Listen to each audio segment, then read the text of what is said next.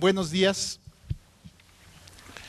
Bienvenidos a este seminario que organiza la Fundación Voz Alternativa y al Partido Alternativa Socialdemócrata sobre la cohesión social en México. Para dar inicio con el seminario, le voy a dar la palabra a Patricia Mercado, que es la presidenta de la Fundación Voz Alternativa. Buenos días. Bienvenidos, bienvenidas a las compañeras y compañeros del partido de algunos estados que nos acompañan.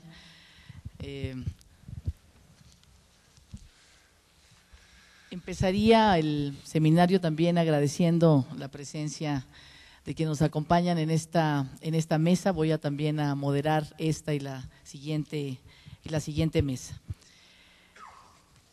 La cohesión social sin duda es un gran tema nacional.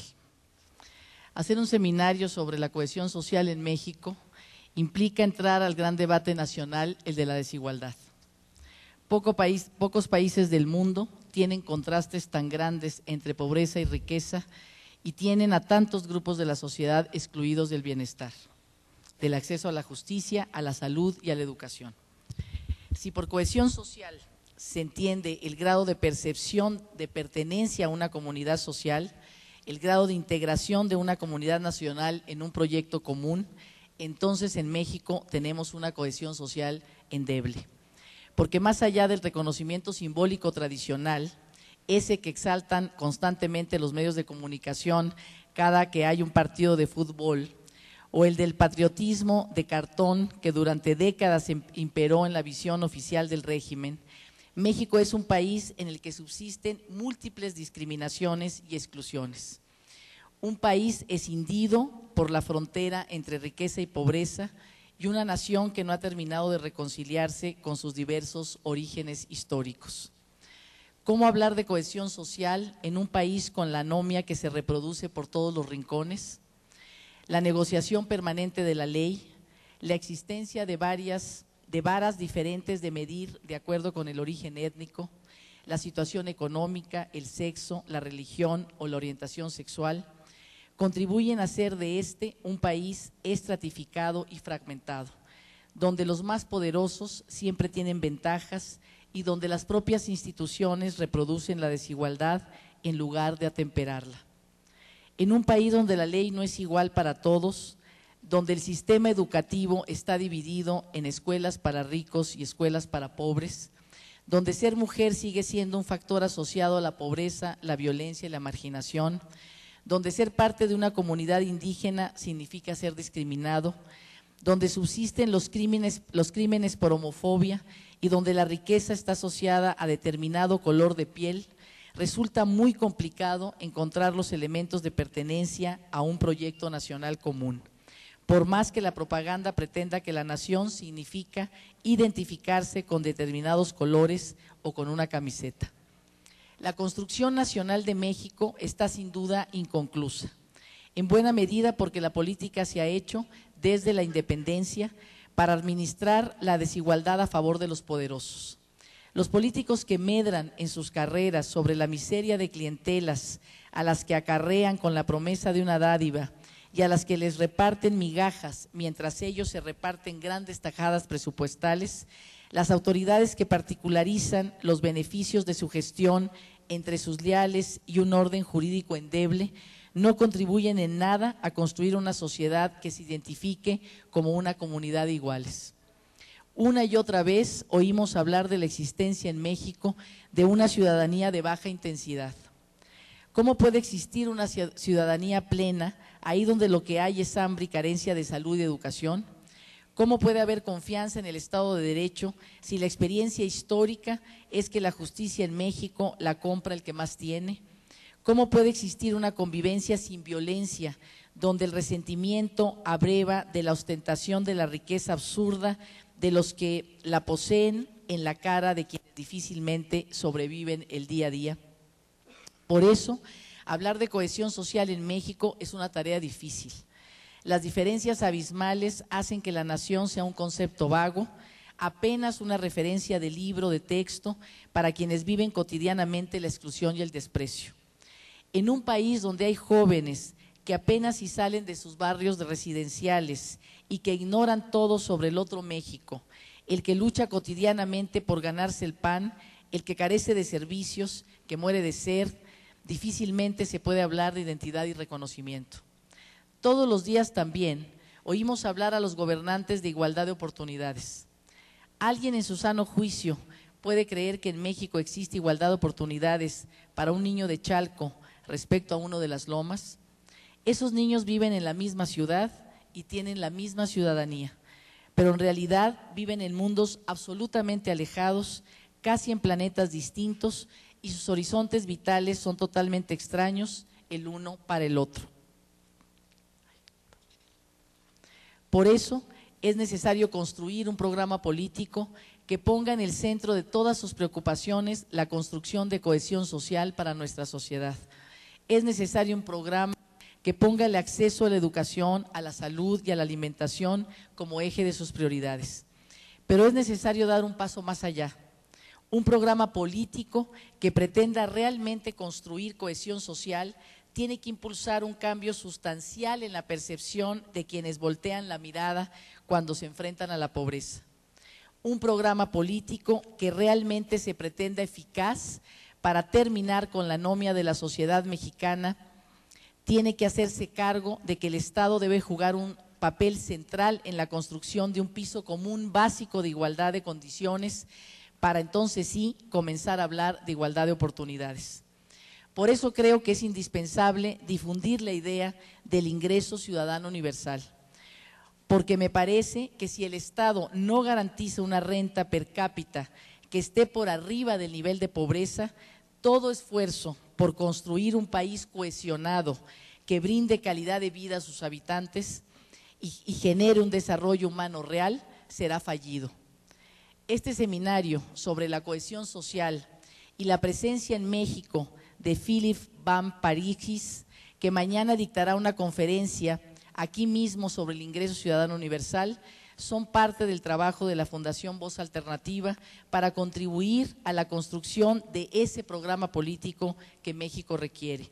Se trata de una tarea que enfrenta muchos obstáculos, prejuicios, inercias, tradiciones, prácticas repetidas por décadas, corrupción y una concepción patrimonialista y particularista del poder.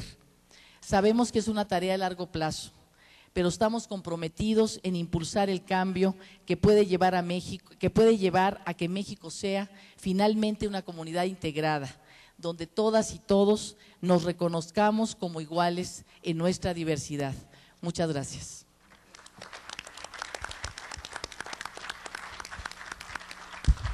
Pues bien, muchas gracias por estar, Jorge Whitley, el vicepresidente de Alternativa Socialdemócrata, con nosotros.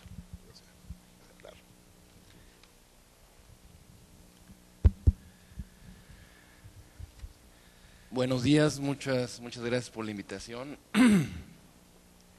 de la Fundación. Ando medio mal de la garganta. Pero lo que yo quisiera comentar el día de hoy en relación al tema que nos ocupa, es decir, la cohesión social, es que para un partido político nacional como lo es Alternativa, y en particular para un partido de izquierda que se precia de ser socialdemócrata, la cohesión social no solamente viene a ser un factor determinante para que pueda haber política en un país como el nuestro, sino que además un partido, insisto, como Alternativa, debiera tener como tarea fundamental precisamente el buscar la manera de que en México se logre precisamente esa cohesión social. Y yo veo Alternativa como un partido, insisto, político, que puede ser un catalizador, un agente de cambio que precisamente promueva esa cohesión social. Y tal como mencionaba Patricia, lo esencial para que haya una cohesión social es precisamente la igualdad. No podemos hablar de cohesión social con las grandes diferencias que existen en nuestro país. No podemos hablar de cohesión social cuando existen totales carencias y desigualdades, tanto de conocimiento como de factores básicos de bienestar. Y no podemos hablar de cohesión social si no hay una formación ciudadana, que esa sería la otra tarea en la cual considero que un partido político como Alternativa deberíamos de estar trabajando día a día. Yo creo que una tarea fundamental es precisamente el colaborar a la formación ciudadana de este país. Y cuando hablamos de la formación ciudadana, a lo que me refiero es el que las y los ciudadanos de este país estén conscientes de sus derechos y estén conscientes también de sus obligaciones. Creo que, insisto, Alternativa debiera de iniciar, pues yo diría que una cruzada por la formación de ciudadanía. Si algo requiere México es de ciudadanos y ciudadanas libres, y si algo requiere México, creo yo, es que toda la sociedad haga un pacto para formar ciudadanía. Me llama la atención en los últimos tiempos que, por poner un ejemplo, Fundación Televisa ya inició precisamente algo en relación a, muy velado, pero como que ya se ve esa intención de la formación de ciudadanía.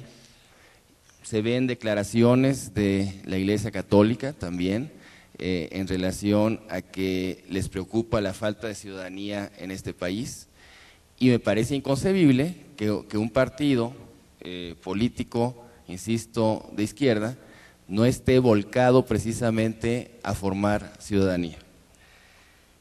Si formáramos ciudadanía, y pensando en la ciudadanía como una argamasa que pudiera precisamente iniciar o fortalecer a esta cohesión social,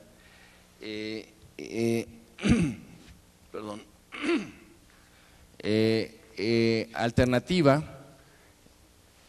viene pues podría ser, insisto, un factor determinante para iniciar esta cruzada de formación ciudadana, y Alternativa también puede ser y debiera ser pues un agente que busque esa sociedad de bienestar sin la cual tampoco puede haber cohesión social. Entonces celebro mucho el que estemos aquí esta mañana tocando este tema que es muy importante, y pues el día de mañana el tema del ingreso ciudadano universal. Yo también me he convencido sobre el ingreso ciudadano universal como una plataforma común que evidentemente va orientada hacia lograr la igualdad y a través de esta igualdad lograr la cohesión social. Entonces, muchas gracias. Pues bien, pues sin más, vamos a pasar a la primera mesa. Dejamos a los ponentes de la primera mesa con ustedes, la va a moderar Patricia Mercado, y vamos a seguir con los trabajos durante todo el día. Esperemos que nos acompañen. Muchas gracias. Bueno, la mesa se titula Conceptos, Ideas, Experiencias. Agradecemos la presencia de Víctor Godínez, de la CEPAL. ¿Cómo? Ok. Clara Scherer, integrante del equipo de la Fundación Voz Alternativa, que iré leyendo sus currículos conforme vayan haciendo su presentación, y Bartola Maimay, que también hará una presentación sobre el tema cohesión social, conceptos, ideas, experiencias. Le doy primero la palabra a Víctor Godínez, que leeré su currículum.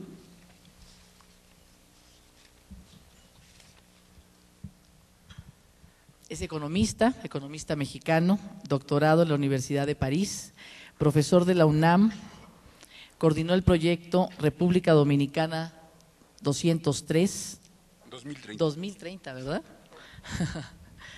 República Dominicana 2030 de la CEPAL. Su publicación más reciente es el libro Cohesión Social y Cooperación Descentralizada, la experiencia europeo-latinoamericana, OCDE Barcelona 2007.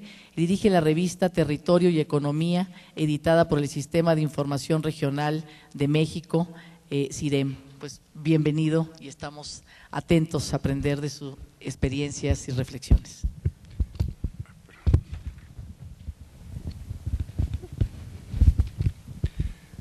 Buenos días, muchas gracias por la invitación. ¿Cuánto tiempo? 20 minutos. 20 minutos, bien. Gracias por la invitación. ¿Se oye? Sí, ¿verdad? Me han pedido que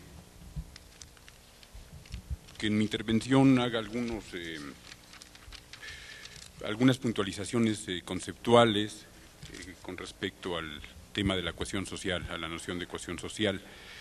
Quiero aclarar que no me interesa, creo que además esto no es de interés de una reunión de este tipo, hacer una intervención de carácter académico o teórica. Creo que el tema de la cohesión social fundamentalmente está vinculado y tiene interés desde el punto de vista operativo, es decir, desde el punto de vista de su utilidad para la formulación de políticas públicas. Y sin duda es un concepto con una gran fuerza que ha venido adquiriendo en los años recientes, por su capacidad también de analítica para explicar y hacer diagnósticos sobre las realidades sociales. Quiero empezar diciendo que no es casual que el tema de cohesión social haya adquirido cierta importancia en los años recientes, y no es casual porque, en efecto, como ya se señaló anteriormente, hace referencia y tiene sentido con respecto a una realidad social que se caracteriza por la exclusión. Entonces, el primer punto sería constatar que después de prácticamente 30 años en donde las políticas públicas, no nada más en México, hay que decir que en todo el mundo, han estado de manera obsesiva centradas en torno a lo que yo llamaría la primacía de lo económico, con la idea de restablecer los fundamentos de las economías, y esto se ha logrado más o menos bien según el país, y sobre esto hay una polémica interminable del tipo de estas polémicas medievales sobre el sexo de los ángeles. Es difícil llegar a consensos, aunque creo que la balanza cada vez se inclina hacia una evaluación crítica de los resultados, sobre todo porque en este afán de restablecer los fundamentos económicos de los países, en muchos de ellos, México creo que es un ejemplo magnífico al respecto, se desquiciaron también los fundamentos sociales. Y creo que aquí hay un problema muy grave en términos de la política pública. Sí, es extraordinario, es magnífico, es necesario tener una macroeconomía sana, pero no por tener una macroeconomía sana, los fundamentos, como dicen los economistas que ahora ya no saben hablar inglés, los fundamentales, perdón, español, los fundamentables, ¿no? Se habla de los fundamentales. Bueno, pues los fundamentales sociales, para seguir utilizando este lenguaje apache, se desquiciaron. Y creo que aquí hay un problema.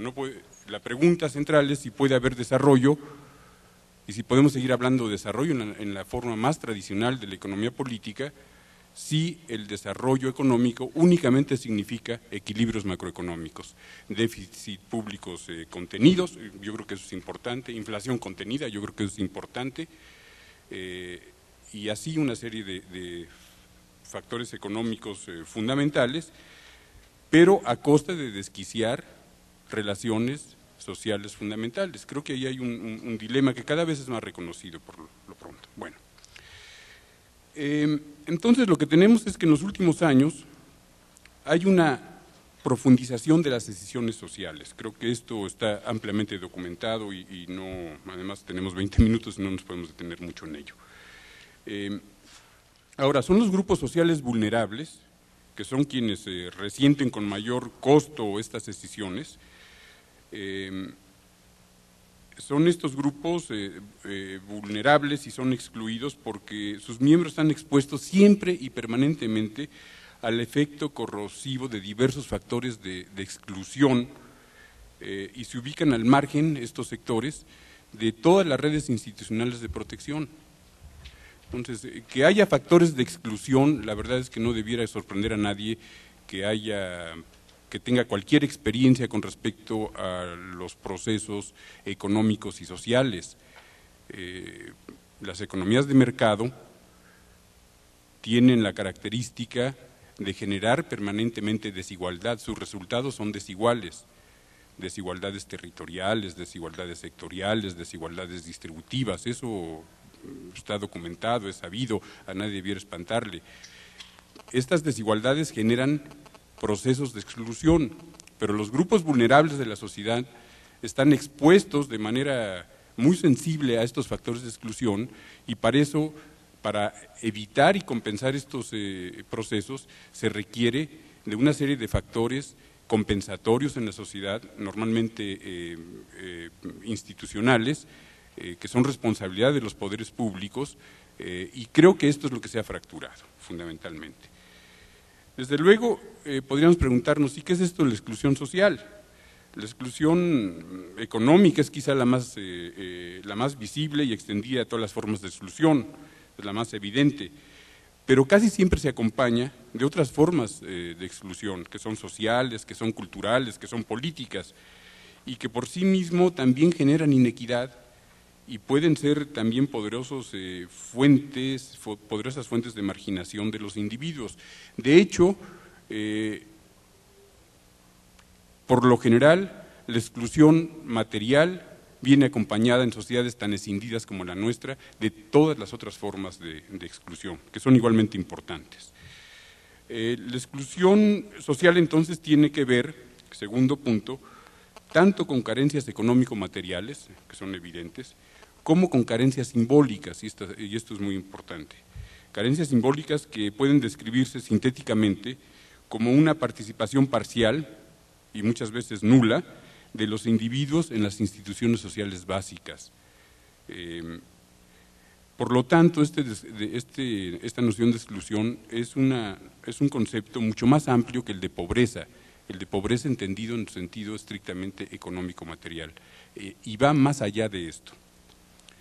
Porque indica un debilitamiento de los vínculos sociales y una fragmentación de la sociedad en cuyo marco la condición de excluido conlleva una pesada carga de no reconocimiento y de aislamiento de los grupos y de los individuos que la padecen. La exclusión social no es el resultado fallido, y esta es una conclusión importante, no es el resultado fallido de diversas estrategias individuales, sino de un proceso estructural que genera esta condición para diversos contingentes de la población. En este sentido, los excluidos son la última fase de dicho proceso, por lo que es importante no solo fijar la atención en ellos, sino en los mecanismos subyacentes que producen los resultados. Quisiera detenerme muy rápido, hacer una acotación sobre este punto, porque normalmente las políticas sociales que se han venido implementando en México en los últimos años, y quiero decir que también en la mayor parte de los países latinoamericanos, son políticas, estas políticas que se llaman focalizadas de pobreza, que identifican a grupos marginados, son pertinentes porque transfieren recursos, etcétera, podrían ser más eficientes, pero no son suficientes para acabar con, ni combatir, ni destruir en su raíz la exclusión social, porque repito, la exclusión es un fenómeno bastante más amplio. En contraposición podríamos pensar, de una manera un tanto esquemática, si ustedes quieren, en contraposición con las situaciones de exclusión social, en situaciones de cohesión social. Y a lo mejor para avanzar, podríamos preguntarnos, ¿y qué es una situación de cohesión social? Yo diría que una situación de cohesión social, esquemáticamente, idealmente, es la que prefiero leer un párrafo de un documento que hice recientemente porque nos permite avanzar, es un corto. Una comunidad socialmente cohesionada, cualquiera que sea su escala territorial, ya sea una comunidad local, regional, nacional, supone una situación global en la que los ciudadanos comparten un sentido de pertenencia e inclusión, participan activamente en los asuntos públicos, reconocen y toleran las diferencias y gozan de una equidad relativa en el acceso a los bienes y servicios públicos y en cuanto a la distribución del ingreso y la riqueza. Todo ello en un ambiente donde las instituciones generan confianza y legitimidad y la ciudadanía se ejerce a plenitud. Eso sería, de manera esquemática y rápida, una situación de cohesión social. Todos los que estamos aquí sabemos perfectamente, algunos si no lo sospechamos, que el paraíso terrenal no existe. No hay ninguna situación ideal, perfecta, en donde la cohesión social sea tan nítida como para que todos y cada uno de estos pasos se garanticen permanentemente y estén garantizados para siempre. Pero sí sabemos también que hay, basta ver la geografía política del mundo, que hay regiones enteras en donde las sociedades se acercan más a este ideal que una sociedad como la mexicana, que creo que en los últimos años incluso tiende a alejarse de este esquema ideal. Y no es por casualidad, no es porque haya regiones en donde hablan danés o son güeritos o tienen ojos azules, es porque hay un orden institucional evidentemente que permanentemente trabaja, crea señales, genera incentivos para que las cosas, la dinámica de la sociedad y de la economía y de las instituciones vaya más en esa dirección. Pero podríamos preguntarnos ¿qué elementos son los constitutivos de la cohesión social que están descritos en este esquemita ideal que he señalado? Pues creo que son normalmente en los diversos enfoques que hay sobre la cohesión social vinculada a la formulación de políticas públicas, hay 6 grandes componentes a los cuales quisiera referirme a continuación. El primero de ellos se conoce como la dimensión de la inclusión. ¿Qué es esto? Pues sucede que la cohesión social está fuertemente relacionada con las instituciones económicas y de manera especial con el mercado. Por ello, esta dimensión, la inclusión a la que me estoy refiriendo, puede describirse como un puente entre lo social y la política económica. Las prácticas y situaciones de exclusión del mercado, en especial del mercado laboral, constituyen una clara amenaza para la cohesión social.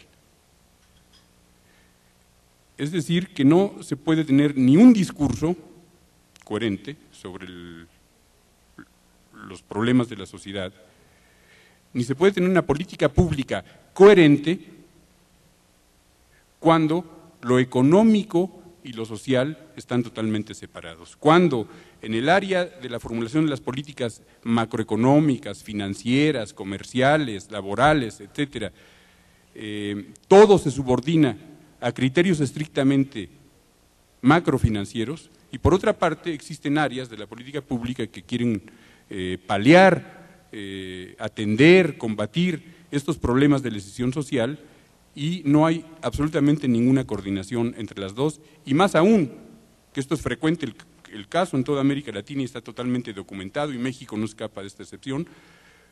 No nada más se trata de 2 mundos paralelos, sino que en muchas ocasiones opuestos, y esta oposición en los últimos tiempos ya durante mucho tiempo, durante casi 3 décadas, se ha terminado siempre resolviendo con una subordinación de las políticas sociales a los criterios macrofinancieros.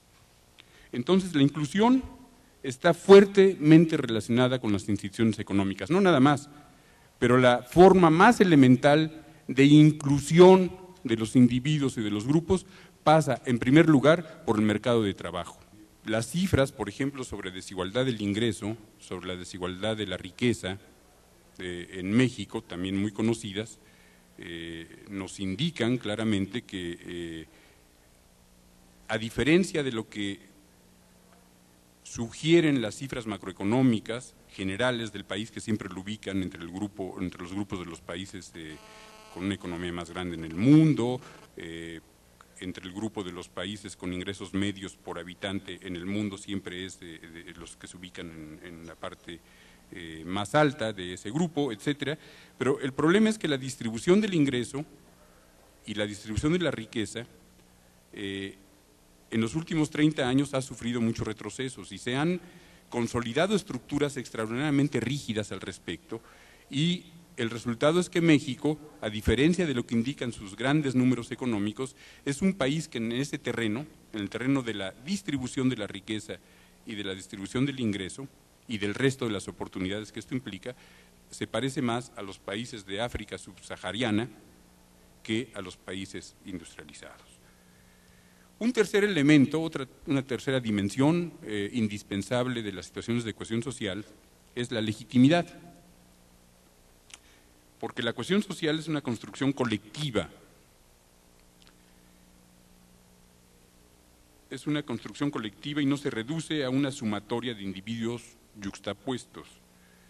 En esta dimensión se reconoce la acción estratégica de las instituciones, tanto públicas como privadas, como mecanismos o espacios de intermediación que aseguran las conexiones entre los individuos y los grupos sociales. La cohesión social depende en un alto grado de la legitimidad de estas instituciones y se ve amenazada cuando éstas no son representativas. No creo tampoco que sea necesario entrar al detalle para que recordemos y estemos de acuerdo en que hoy un grave tema en México es la legitimidad de muchas instituciones, con o sin razón, pero el asunto es que hay un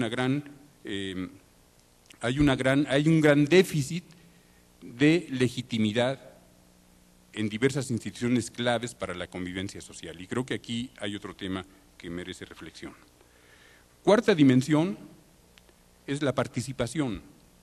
La cohesión social supone la implicación amplia de los ciudadanos en las cuestiones públicas. Y las cuestiones públicas en este enfoque no solo son las gubernamentales. Por ejemplo, pensemos simplemente en cosas tan importantes como la televisión.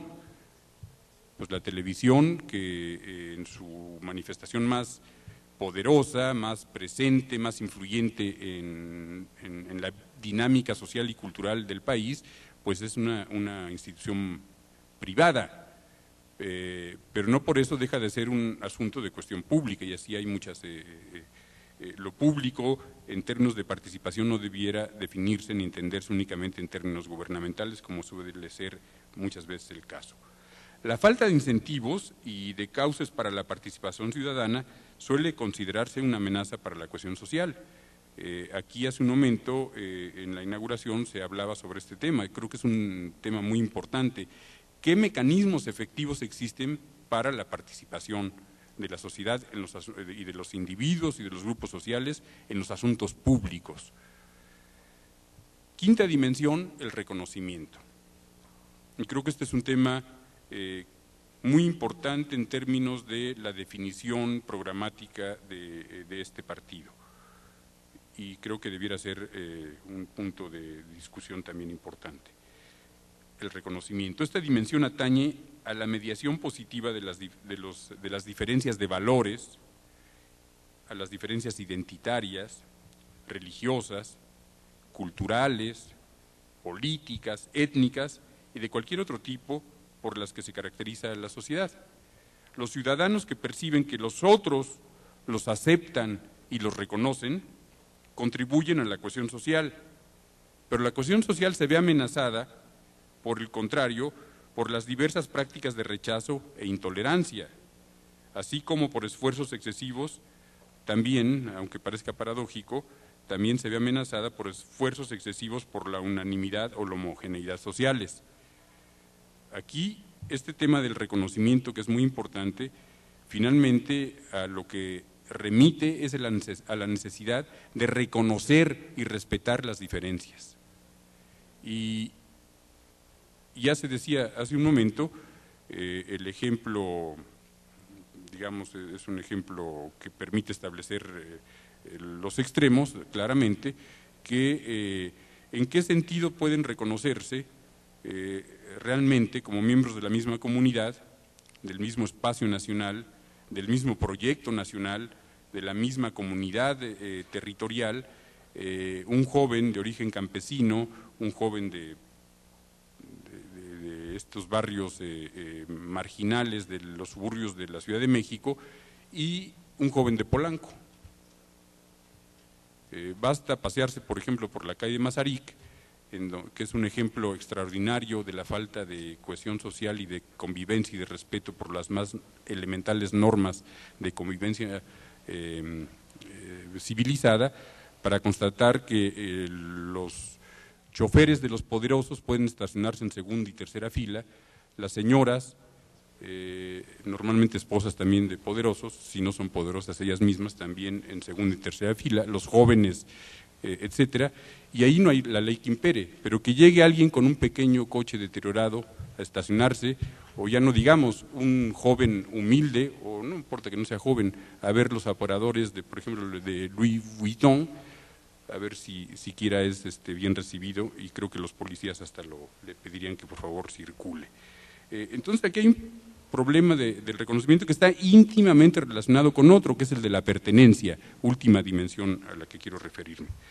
Esta dimensión se relaciona con el despliegue de un sentido de conectividad social elemental en todas las sociedades, en cuyo marco los ciudadanos comparten valores y compromisos básicos. Una amenaza a la cohesión social se asocia con el sentido de aislamiento que bajo ciertas circunstancias pueden generarse entre algunos individuos y grupos sociales. Y creo que en México se puede documentar a lo largo de todo el país la existencia de muchos grupos y de individuos que padecen este sentimiento de aislamiento o de no pertenencia a la misma comunidad que los otros. Y aquí hay un tema bastante importante, yo creo. Como ven ustedes, el tema de la cohesión social no solamente tiene que ver con lo económico es fundamental, la gente que no tiene un empleo está excluida porque es objeto de estigmatización, porque sus sentimientos, su autovaloración más elemental se ve lastimada, no tiene condiciones para sobrevivir y sobre todo en un medio que carece de mecanismos institucionales formales y de redes formales de asistencia como el nuestro. Pero va más allá del tema de la pobreza y de la carencia económico-material e incluye una serie de factores culturales y simbólicos que son muy importantes. En consecuencia de esto, el tiempo ya se acabó, no puedo ya detenerme en ello, pero como consecuencia de esta caracterización es evidente que la construcción de políticas públicas de cohesión social no puede ubicarse única y exclusivamente en una Secretaría de Estado sin recursos y sin capacidad de acción, ubicada en una zona intransitable como el resto de la Ciudad de México, como es la Avenida Constituyentes, cuando el resto de las políticas públicas reman en sentido contrario. Porque el tema de la cohesión social incluye, reclama, necesita y exige, si queremos hablar en serio de ello desde el punto de vista de las políticas públicas, la creación de un gran pacto. Aquí esta noción del libro de Rousseau de tener un nuevo pacto social es muy importante,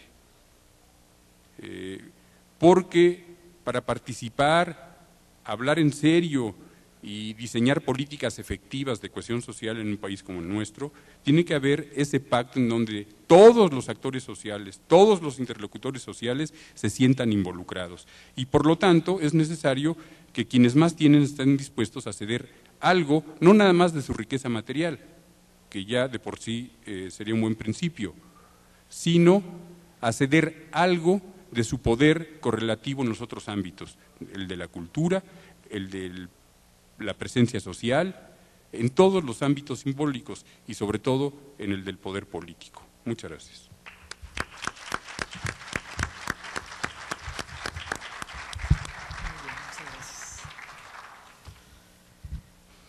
Le voy a pasar la palabra a Clara Cheder, del equipo de la Fundación Voz Alternativa, para que lea la ponencia de Ana María Martínez de la Escalera. Ana María Martínez de la Escalera es doctora, maestra y licenciada en Filosofía por la Facultad de Filosofía y Letras de la UNAM y licenciada en Teatro por la Escuela Nacional de Arte Teatral de Limba. Profesora titular de tiempo completo de la Facultad de Filosofía y Letras de la UNAM y profesora invitada de múltiples instituciones. Ha sido acreedora a diferentes premios y menciones honoríficas y ha pertenecido a diversos comités y jurados. Pertenece, por supuesto, al Sistema Nacional de Investigadores. Como responsable de diferentes proyectos de investigación, es editora de varios títulos. Tras coordinar un homenaje a Jacques Derrida en la Facultad de Filosofía y Letras de la UNAM en noviembre del 2004, se encuentra ahora editando en la colección Ejercicios de Memoria el libro Adiós a Derrida, que reúne las ponencias presentadas. Le damos la palabra a Clara para que lea su ponencia. Muy buenos días. No sé si se oye, si se escucha. Sí. El texto al que a continuación daré lectura es producto de un seminario coordinado por la maestra Ana María Martínez de la Escalera. Es resultado, por tanto, de la reflexión colectiva, aunque elaborado para este foro por la misma maestra y por mí misma. Clara, Ana María, tú sabes que México está compuesto por un gran número de personas pertenecientes a los llamados grupos marginados, vulnerables, indígenas u otras denominaciones que, a pesar de la retórica democrática, están excluidos de las decisiones políticas. ¿Es posible que esta sociedad pueda transformarse para convivir sin este tipo de exclusiones? Ana María, las predicciones, por más bien intencionadas que fueren, tienen escaso valor para el ejercicio democrático y para el libre ejercicio de las ideas que han de orientar los intercambios sociales. A tu preocupación, yo respondería que cualquier procedimiento de inclusión política de grupos o individuos, es decir, de partes de lo social, en lo que se refiere a derechos y deberes, corre hoy un fuerte riesgo. Este se hace manifiesto en lo general si consideramos que incluir algo o a alguien al goce completo de derechos, al espacio de decisión o práctica de disfrute, es decir, hacerlo partícipe de derechos sociales o políticos, supone un todo o totalidad de la que el individuo o persona pasaría a formar parte. Esto es, se trata de hacer entrar algo al orden existente, entendido como una totalidad compuesta por partes. En este caso, partes correctamente representadas y partes, grupos o individuos marginados que carecen de esa representatividad. Bastaría entonces integrar o reintegrar lo peor representado mediante ejercicios de adecuada representación. Tú sabes qué opino de la noción de representación, sobre todo cuando es usada para explicar el universo de lo político.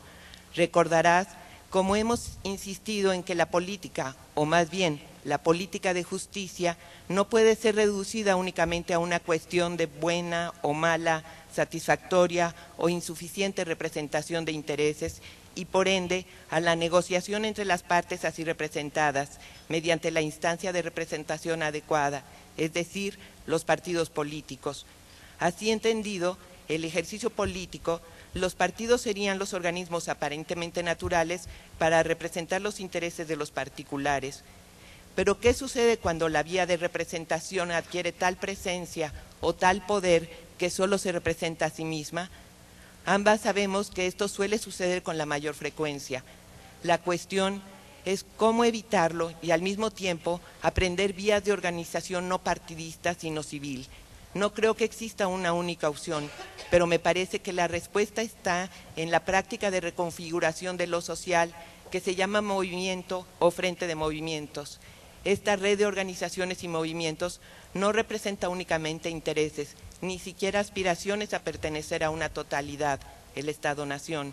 Por el contrario, la forma red supone prácticas de solución de problemas, de conquista de espacios y tiempos inexistentes antes de la movilización y a la larga de otras maneras de ejercicio de las relaciones intersubjetivas y las prácticas de subjetivación.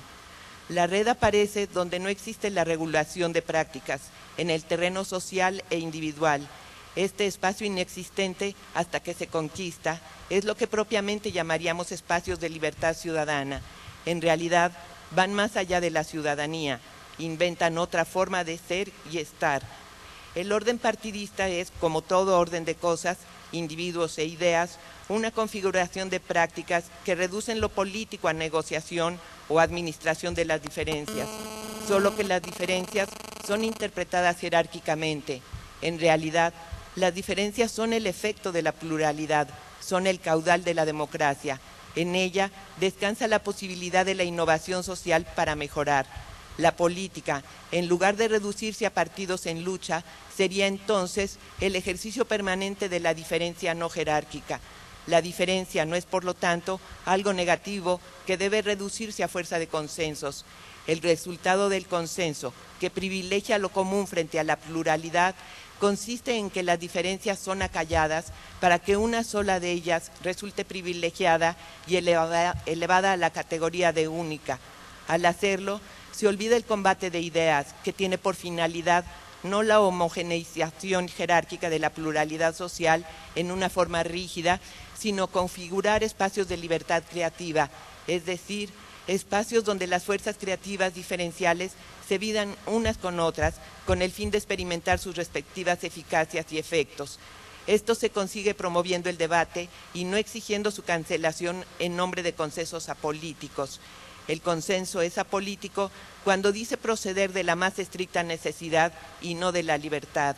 El orden producto del consenso reduce la diferencia al papel de enemigo principal y entonces la inclusión exigirá el cumplimentarse adecuadamente, abandonar la diferencia intrínseca en nombre de una necesidad naturalizada, el todo social o más bien el Estado. La diferencia intrínseca nombra no la identidad de los individuos o grupos, sean estos indígenas, mujeres, mujeres indígenas o cualquier otro tipo de marginados.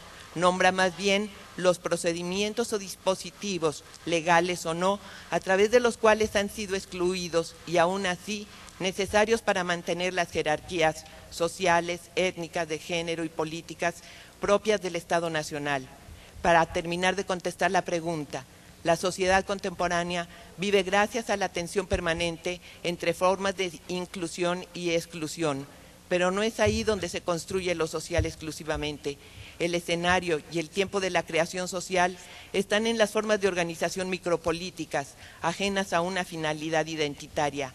De ahí puede provenir el cambio para mejor que tanto tú como yo esperamos. Clara. En cuanto a la representación política en el caso de México, se puede afirmar que genera la más amplia desconfianza, ya que la participación ciudadana se limita a la emisión del voto. Los partidos políticos han asumido el control de los representantes, de su oferta electoral, del cumplimiento de la misma, deciden las orientaciones económicas, en fin, toman decisiones que afectan sobremanera a los ciudadanos sin considerarlos. Ana María, tienes razón, pero aún hay algo más en la medida en que las negociaciones entre partidos y autoridades decidan lo que debe hacerse y lo que no. La gente pierde interés en lo público y ya no aspiran a tomar decisiones en esa área, ni individuales ni colectivas. Olvidan ejercer la fuerza de lo que podríamos llamar la masa creativa de la gente. Gente reunida, inventando sobre la marcha sus propias formas de organización para la toma de decisiones. Clara, en cuanto a Estado-Nación que se concibe a sí mismo como totalidad, creo que en realidad son grupos de poder que dominan el espacio público. De ahí la violencia contra cualquier orden otro, visto como amenaza, y el cierre ante otras formas de relación intersubjetiva que impliquen libertad reconquistada a pesar del orden establecido. Ana María, así es como lo dices, implica también la facilidad con que el Estado deja de proteger a sus ciudadanos cuando están más allá de sus fronteras, como el caso de la emigración, así como no protege a los emigrados salvadoreños, por ejemplo, que trabajan en territorio nacional. Clara, entonces, ¿cómo se podría tejer una sociedad que permita que un mayor número de personas participen en su construcción? Ana María, has dejado en claro en qué consistiría el ejercicio micropolítico. Tú te refieres a una sociedad como un tejido. Se trataría, quiero creer, de un tejido que se va inventando sobre la marcha, sin diseño previo. En sentido riguroso, entonces, no se trataría de que los grupos e individuos que así innovan en el terreno social se sientan y los hagan sentir parte de un todo. La figura que aquí debemos pensar no es la de ser partícipe, que implica ser parte de un todo, y por lo tanto el todo tiene primacía sobre la parte, o al menos es anterior a ella. Es quizás la figura de la tejedora o del tejedor. Lo que se teje entonces es la solidaridad, es decir, aquello que te permite acercarte a los otros, en tanto diferentes, pero no jerárquicamente diferentes, es decir, inferiores. Clara, ¿por qué es importante la solidaridad? ¿Sería lo mismo que cohesión social?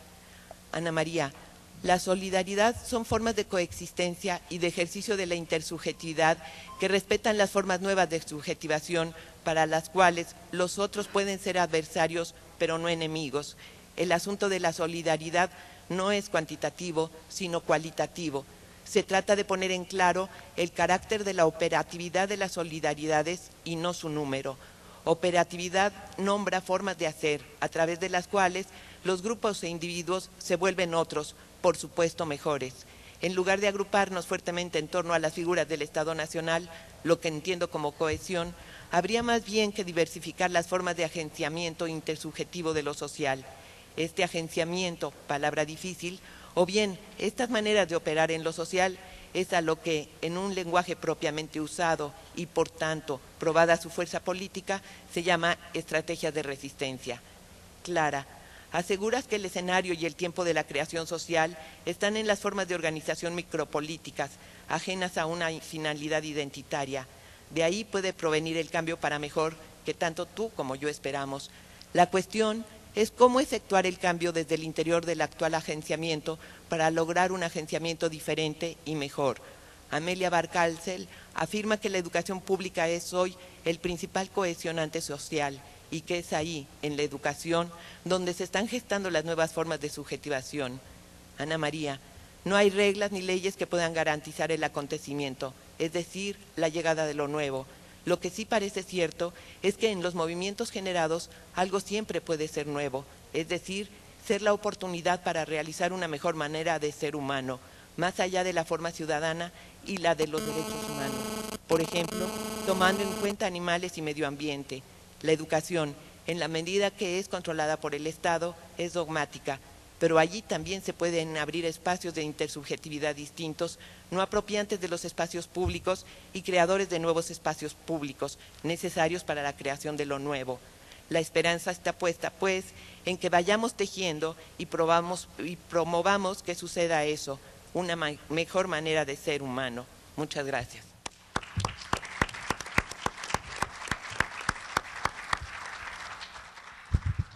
Bueno, como verán, yo estaba equivocada. Es una ponencia de Clara Scherer y de Ana María. Ahora le damos la palabra a nuestra última ponente de esta mesa, la licenciada Bartola Maimay, originada del poblado Oaxacaque, Nacajuca, Tabasco. Habla y escribe la lengua indígena chontal de Tabasco, Yocotán.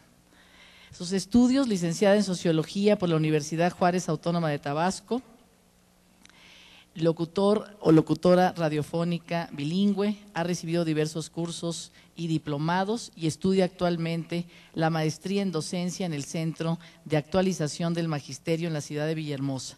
Su experiencia laboral fue directora del programa radiofónico bilingüe Nuestras Voces en Radio Corat. Laboró en la emisora XCNAC, La Voz de los Chontales. Actualmente está cerrada por situaciones políticas. Maestra de Educación Primaria Indígena. Actualmente labora como docente en la Universidad Intercultural del Estado de Tabasco, ubicado en el poblado Ojocotlán, Tacotalpa, Tabasco. Premios obtenidos: primer lugar, concurso nacional, Premio Nacional a la Juventud Indígena en la rama de preservación y desarrollo cultural para los pueblos indígenas. Segundo lugar en el concurso nacional Los Jóvenes Opinan, realizado por la CONADE. Y primer lugar en el concurso nacional de escritores en lengua indígena, autora del libro titulado Palabra y Pensamiento Yocotán, con apoyo de Conaculta, FONCA y UNAM. Muchas gracias. Tanela Hindakin, Anela Ida Goyo, Nombactesen Upishankaka. Muy buenos días, compañeros mexicanos aquí reunidos, trayendo la lengua de mi pueblo, la originalidad y su corazón. Pues créeme que con tantas aportaciones recibidas en cada minuto de mi vida, me han ilustrado esta mañana tan maravillosa, y le doy gracias a Dios por estar con ustedes, porque hace unos días estuvo muy difícil mi situación. Padecí de un pancreatitis, estoy operada, pero con ese esfuerzo y ánimo que me caracteriza de salir adelante, venir con ustedes, porque Voz Alternativa me ha invitado, no esta vez, sino la vez anterior, cuando padeció nuestro estado la situación muy difícil, que igual lo vivimos, y que, pues discúlpeme, me siento un poco nerviosa, pero es mi estado de ánimo. Recordar lo difícil y superarlo, pues es un gran reto y logro. Hoy, en la mañana, muy temprano, preparé este documento porque pues ya tenía varios días la invitación, pero no podía haber checado mi correo electrónico. Después me puse en contacto con Isabel Mateo al ver el número telefónico, de igual forma, y espero no cansarles, sino adormecerles con esta aportación de aprender a aprender cada paso que voy dando. Hoy en esta mañana, pues aquí he construido este aspecto de relaciones y costumbres de los pueblos indígenas de Tabasco. En el aspecto de los mayas chontales hay muy pocos documentos, pero entre los que se ha realizado puedo decirles que habitan en las tierras tropicales y húmedas de la porción centro-norte del estado de Tabasco, principalmente en los municipios de Nacajuca y Centro, en menor medida también en los municipios de Centla, Macuspana, y de manera muy dispersa en otros municipios como Jonuta y Jalpa de Méndez. Los chontales de Tabasco se denominan a sí mismos yocoyinico, hombres verdaderos, y hablantes de la lengua yocotán, la lengua verdadera. Este vocablo proviene del náhuatl chontayi, extranjero en español. Esto fue impuesto por los antiguos mexicanos a poblaciones localizadas que no hablan el español. Se les ocurrió y dijeron esto. La organización socioeconómica indígena tradicional, fundamentada en la producción para el autoconsumo, más que para la venta, y basada en la unidad familiar, en la cooperación y la ayuda mutua, con la existencia de mecanismos de redistribución equitativa que impedían relativamente la acumulación de capital al interior del grupo. Le está abriendo el paso cada vez más al empleo remunerado y la competencia. El empleo fuera de las comunidades de origen en actividades tales como la construcción de áreas de servicios forma parte fundamental en la economía indígena. No obstante, los agravios de que históricamente han sido objeto la población yocotán de Tabasco muestra una tenaz resistencia. En los últimos 20 años, la población ha experimentado un constante aumento. Sin embargo, muchos chontales de Tabasco, al igual que muchos otros indígenas en el país, siguen padeciendo las condiciones de marginaciones más agudas. Por otro lado, sus elementos culturales son tomados y convertidos en folclore y usados como símbolos de identidad regional. A la par existen actitudes racistas y discriminatorias hacia ellos. Esto último es un factor que impide el fortalecimiento de la identidad cultural y el desenvolvimiento personal fuera del ámbito comunitario. Y como ya se ha venido mencionando aquí, el desconocimiento de estos fenómenos, tanto a nivel académico como gubernamental, dada la ausencia prácticamente total de estudios acerca de casi todos los ámbitos de la vida sociocultural de los chontales de Tabasco, ha impedido que se cumplan con los objetivos de la política indigenista de fomentar la cohesión social y el fortalecimiento de los pueblos indígenas. Así, es común que tales acciones sean caracterizadas por una total verticalidad, que no se ha logrado una planeación de las acciones institucionales a través de los conocimientos que generan las propias comunidades y sus necesidades más apremiantes. Lo anterior resulta contradictorio con las nociones de participación, autodesarrollo y autogestión, tan frecuentes en las distintas instituciones.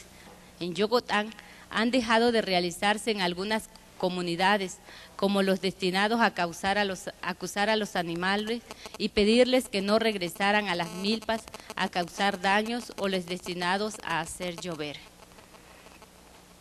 Los rituales domésticos han sufrido una suerte similar, como el encuadrilamiento o Xecmequeachok. Esta ceremonia es un rito de iniciación por medio del cual se integra a los individuos de ambos sexos a los diferentes ámbitos de la vida social y se les enseña a comportarse de manera adecuada según las pautas y reglas básicas de la cultura. El idioma yocotán se había convertido en una lengua oculta, pero a principios de la década de los 80 hubo un gran impulso oficial para el uso del idioma nativo. Y es como viene a surgir las universidades interculturales para, según llegar a los proyectos que están planeados, aunque los enfoques en su totalidad, por ser universidades nuevas, todavía se están construyendo los programas en cada semestre escolares. Aquí también hace un buen papel la medicina indígena, se basa principalmente en la herbolaria, se combina con ceremonias que involucran lo sobrenatural. Entre los terapeutas indígenas destacan los hueseros, las emsalmadoras y las comadronas. Los brujos manejan la magia a la que se atribuyen males mortales. Los yocotanos no rechazan la medicina alópata y muchas veces se curan con tratamientos mixtos. Los combinan tanto lo farmacéutico y lo tradicional para lograr la recuperación. Tradicionalmente la construcción de cayucos se elaboraba con caoba o cedro. Cuando entra el boom petrolero, va terminando con la selva, comienza con la desaparición de la selva, los bosques. Entonces queda la población con esa poca ventaja para elaborar todos esos materiales como los tambores, los tuncules, los pitos, que lo usan para la música tradicional, las danzas, las ceremonias. Labran las jícaras de diferentes maneras, las cucharas. Son situaciones que la gente de las comunidades pueden sobrevivir por ellos mismos sin esperar del gobierno que les tenga que apoyar, porque como somos gentes olvidadas, no somos siempre de la primera vista en el proyecto, sino son proyectos que surgen y si surge cierto presupuesto, pues acá para las poblaciones indígenas, no son proyectos que vayan a aterrizar primero, o es saber escuchar al pueblo qué proyecto se va a hacer. Los proyectos no son muy provechosos porque no surgen de las comunidades, sino surgen desde las instituciones a las comunidades, y si la institución no conoce hacia dónde va ese proyecto, pues es un fracaso. Una forma de resistencia y de lucha por conservarnos como pueblos indígenas es mantener viva en nuestra memoria la palabra de nuestros abuelos. Nuestros abuelos buscaron las formas de seguir cuidando sus costumbres, tradiciones, historias y también por la fuerza de la palabra. La cosmogonía y la religión. Los yocotanos tienen una concepción de un mundo sobrenatural, donde destaca una serie de identidades relacionadas con su entorno, como en este aspecto doña Ixbolón, que es la dueña del mar, es visitada por seres voladores, hombres, tigres y macahuas. La Ixbolón puede ser la luna relacionada con la fertilidad. Los mitos están llenos de seres sobrenaturales que habitan el entorno de los dioses de la tierra, los dueños de las lagunas y del manglar.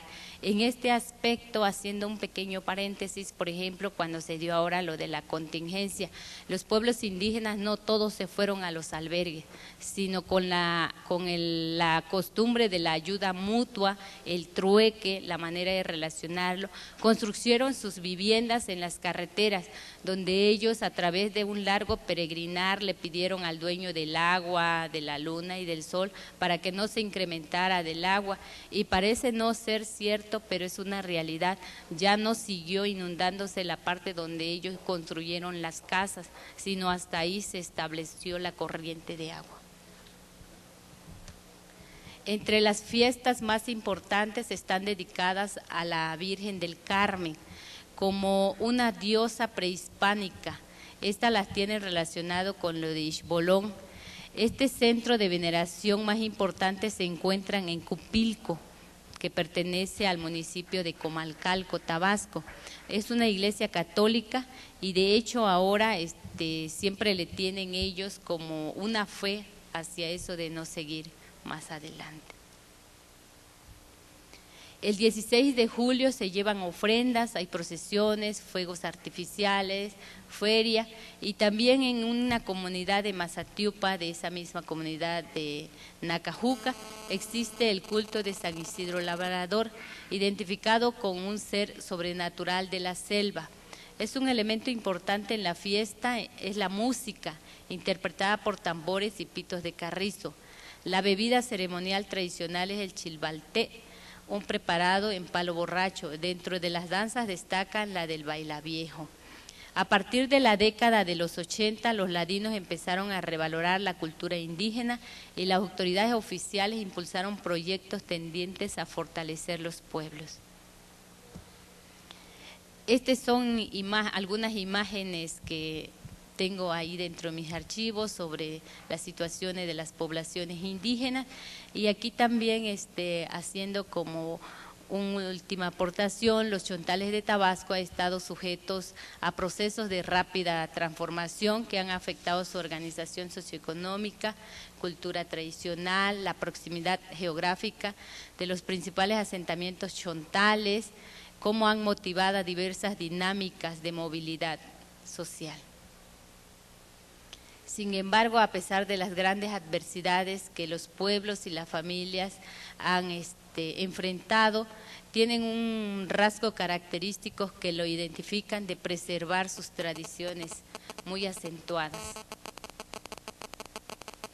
Por ejemplo, en la pasada inundación se apoyaron unos de otros por familias o compadres o parientes, cocinaban sus alimentos de manera unida, con una igualdad para evitar ir a los albergues, construyendo casas improvisadas por donde refugiarse, debido a que conocen las actitudes gubernamentales para que los pueblos que menos tienen con este aspecto conocido, pues mejor los pueblos cada vez que viven situaciones de desgracia se unen practicando el trueque, ayuda mutua, hermandad, rezos y ceremonias a los dioses de la naturaleza.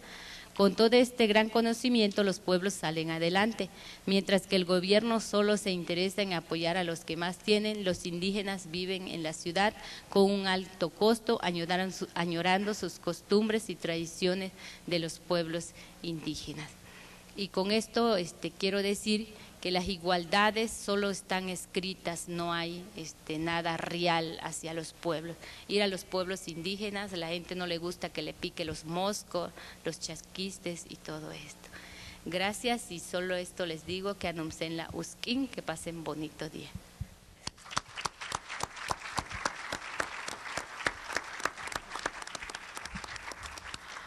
Bueno, pues muchas gracias, vamos un poquito retrasados. Yo quisiera agradecer a quienes participaron en esta mesa, despedirlos con un aplauso y recibir a los próximos ponentes que ya llegaron también con un aplauso. Muchas gracias.